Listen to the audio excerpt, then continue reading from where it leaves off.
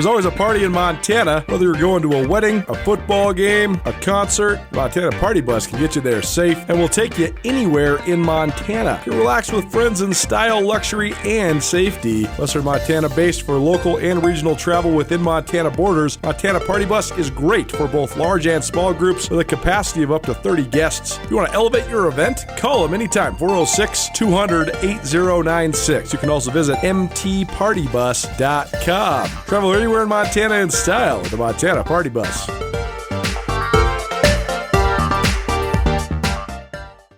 things first, credit to Oregon. That's a really good outcome.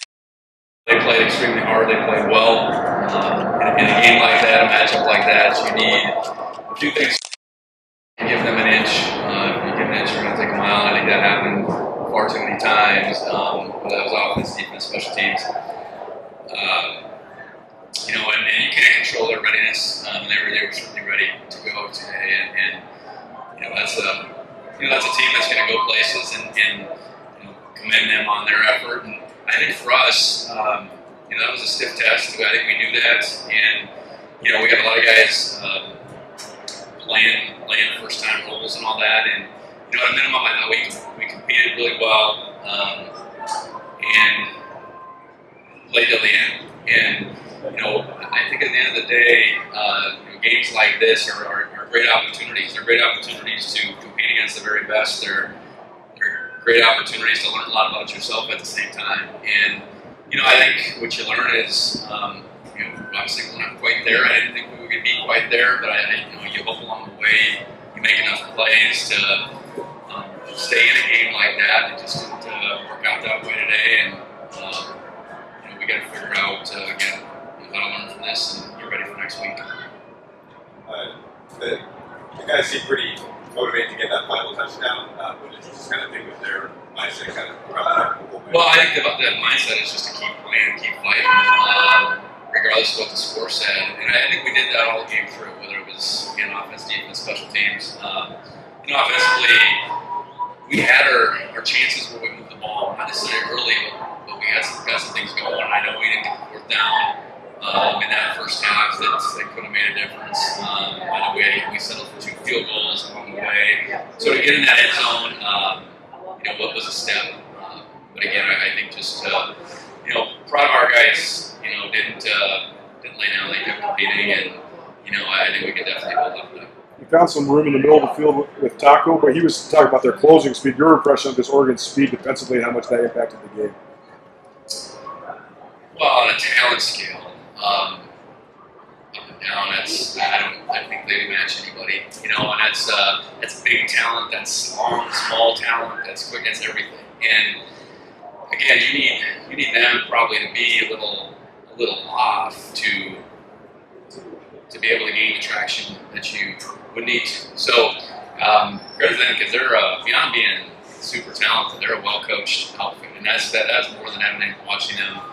Throughout the course of last year, you don't go undefeated for the regular season, win the Big 12, and be some kind of so-so outfit. They are a high operating machine, and at the same time, the trick is how do you motivate those guys in this new world? They're clearly motivated today to play, and again, credit goes to them. And we were able to make some plays here and there, and I think we got some players too. I think that showed up from time to time. It's probably not enough. Reshuffling of the offensive line, how much did that impact us pregame and the end of the game? Well, I think we came out of fall camp feeling like we had 6 guys capable of starting. Unfortunately, we're good to go, so that shuffled the whole thing. But what we gained out of that is Brent Vigen played a football game. He just played a game at Johnson Stadium against Oregon. And I'm excited to see what that looks like.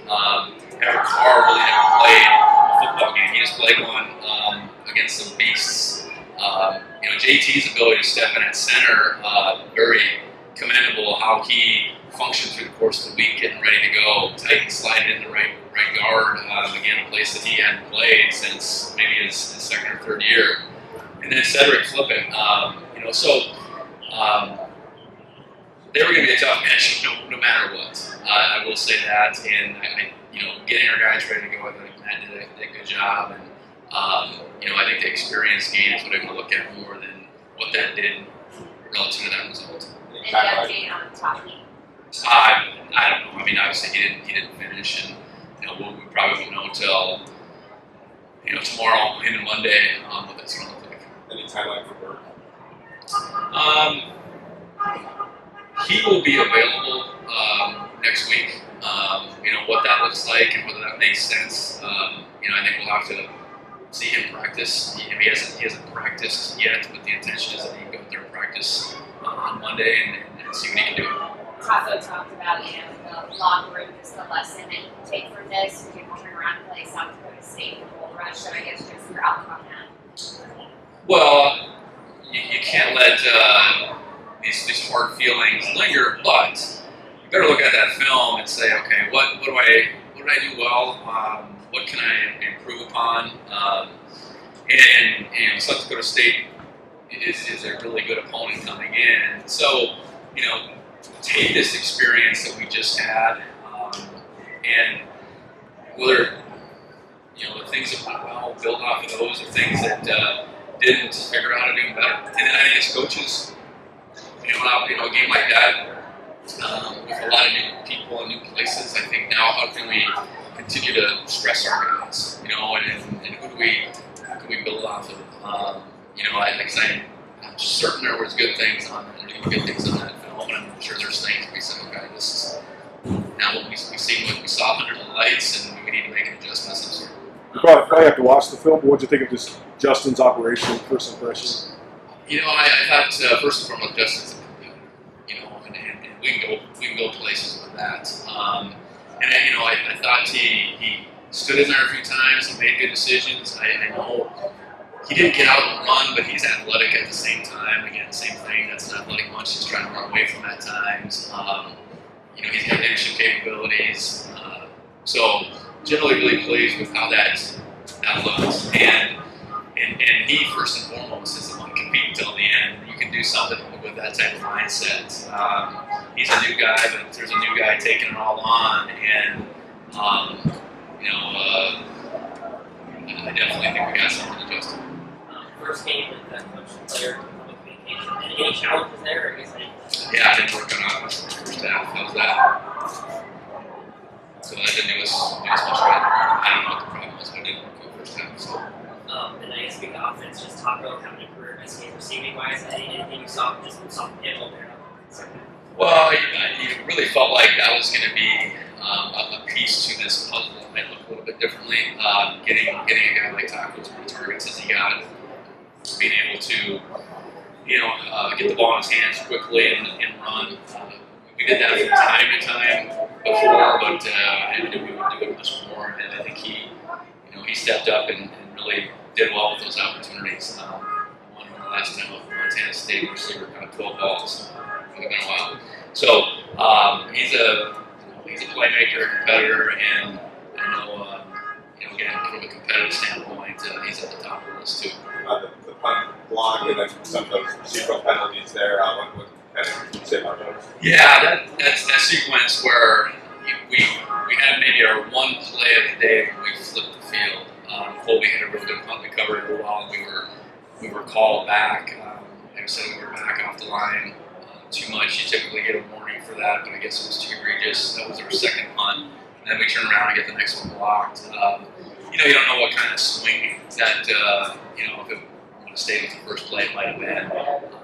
But significant. You give that team a short field. I want to say that was maybe their third possession. That is not going to go well for us. Now, to your point, I think the penalties, you got to walk away with next to nothing in that regard. We had a few too many today, and those are those inches and those, like that opportunity in particular for them to pin their ears and come back at it after us at that second time was a critical situation. It really just accelerated their ability to open the lead. And the secondary, I feel kind of like again, we'll compete to the young corner group. I think more than anything, they probably got caught tackling. Some big dudes pretty high a couple times. Carson had the one pass interference, which he got beat through that pass interference and the touchdown and a wide open one later in the game. So I'm sure it's going to be a mixed bag, but same thing. That group of 3 corners in particular. You can't do anything but grow like crazy out of an opportunity like that. You go through a game against whoever and you don't get tested like they did today. Who knows what's next? So I've been pleased about that group's growth, and I'm sure they learned a lot today. Yeah, thank you, Coach. Thanks, Coach.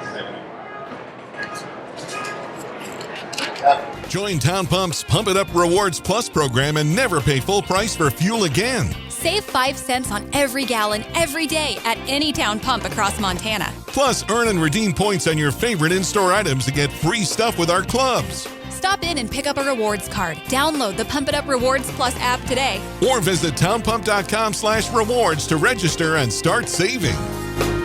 Town Pump, right down the road. Pump it up. Oh, yeah.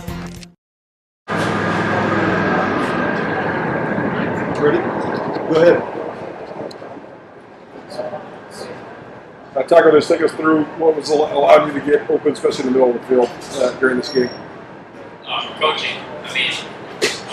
When your game plan's open, all you gotta do is catch the ball and try to make something happen. I actually don't think I did very well at making something happen after I got the ball. I made it stuck with that aspect. I like that the coaches were getting me the ball and they trust me enough for the ball to find me. That was one of the most startling things was their closing speed defensively. What did you think of just how fast they are on defense? They're fastest team that I've ever played. It is different. There's levels to this.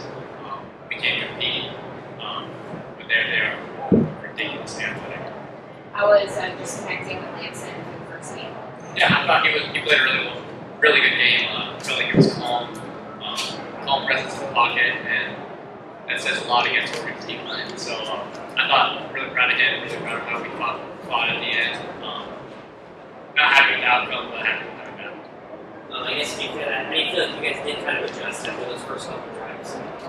Yeah, I think that in any game with so much unknown coming in and so much new pieces on our team, you have to be able to adapt and adjust. And I don't really know exactly what that was that helped us adapt so well. Our coaches are really good coaches, so all you got to do is listen to them and try to make plays on teams. So I feel like we did decent at that, not great, but decent. I guess just being in this atmosphere, right, lit up the stadium, because what was that like? Cool atmosphere. Really cool atmosphere. I like the Bobcats stadium better, but cool atmosphere. We'll be back there next Saturday. What's going to take to bounce back against another top FCS team?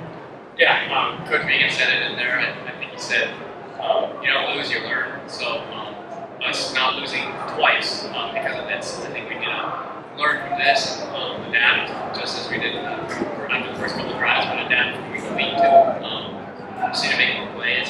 Obviously, we play another powerhouse team, so I'm excited for that. You guys moved the ball well in between the 40s and the 20s. What kind of maybe prevents you guys from getting into the red zone and getting more into their turn?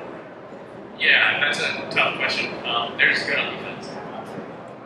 Taco, speak a little about your chemistry with Coach today. So you had 15 of his 20 completions today. How's your chemistry and how's the relationship? It seemed like y'all are pretty good group out there today. Yeah, we're good friends, first off. So trust is everything in football. He trusts me, I trust him. I got to be in the right spot at the right time, and I trust he'll put it on me.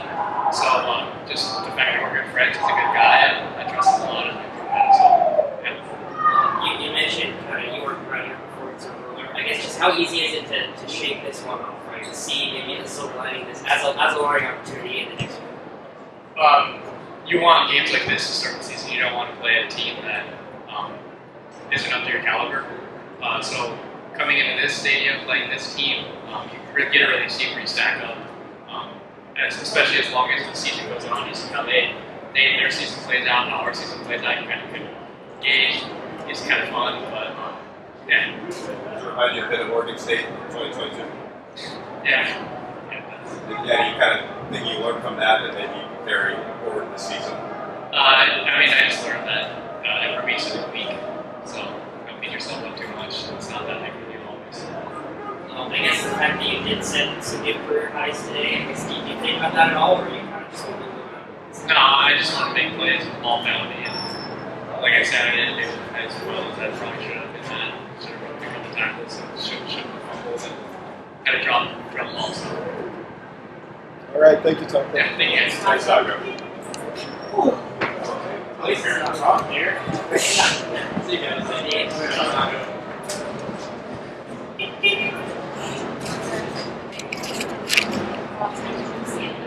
Yeah. Big Set Breakdown, proudly presented by the Bobcat Collective at Montana State. The Bobcat Collective is the NIL collective that serves Montana State University student athletes. The collective is partnered with Montana State to connect fans, alumni, businesses, and local nonprofits with Montana State student athletes. Opportunities through the collective allow student athletes to earn compensation while serving the greater Montana State University community. Sign up now for memberships and enjoy automatic entry into raffles for free tickets while supporting the bright minds at Montana State. They have multiple different membership tiers, and you can also be a one-time supporter, and you can also business partner or corporate supporter. Visit bobcatcollective.com for more. Is a will you marry me in your future? Or maybe you do it all over again. Hi, I'm Brian Toon with Jewelry Design Center, inviting you to come see the largest selection of Will You Marry Me in the state of Montana. The brightest diamonds of every shape and size, unique settings built to last, and skilled jewelers on site offering free sizing and maintenance for life, because that's how long we want to be your jeweler.